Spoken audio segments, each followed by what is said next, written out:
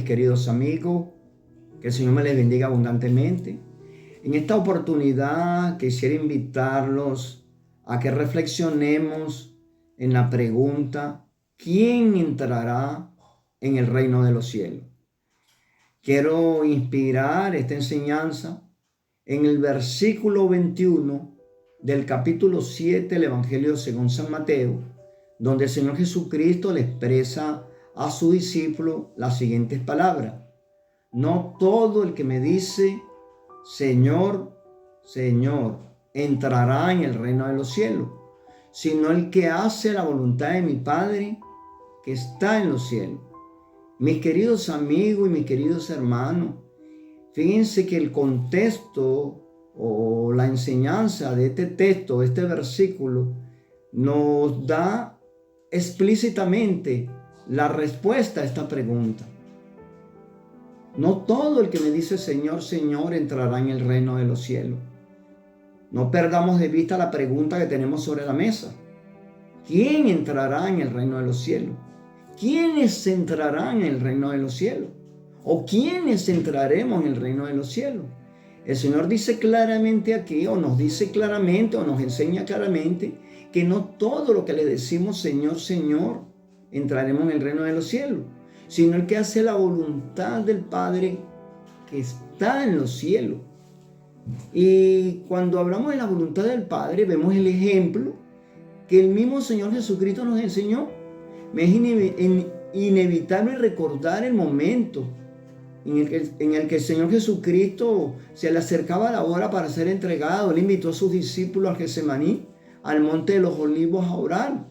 Y él tal vez por su condición de Dios, él sabía lo que le esperaba. Y su naturaleza humana empezó a atacarlo fuertemente. Él estaba agobiado, su alma estaba triste. Y él le pidió al Señor 2 veces: Padre mío, si es posible, pase de mí esta copa, pero no se haga como yo, sino como tú. Y más adelante vuelve a decir: si no se puede pasar esta copa sin que yo la beba, hágase tu voluntad. De tal manera, mis queridos amigos, que de aquí se puede inferir que la voluntad de Dios es que se cumpla. El Señor Jesucristo entendió que la voluntad del Padre era que se cumpliera todo lo que estaba escrito de Él. Aquí en relación, podemos decir que en relación a esa entrega incondicional de Él, a ese proceso por el que Él tenía que pasar de escarnio, de vituperio, de humillación, de condenación siendo inocente, ser crucificado, pero lo más maravilloso, que resucitó el tercer día.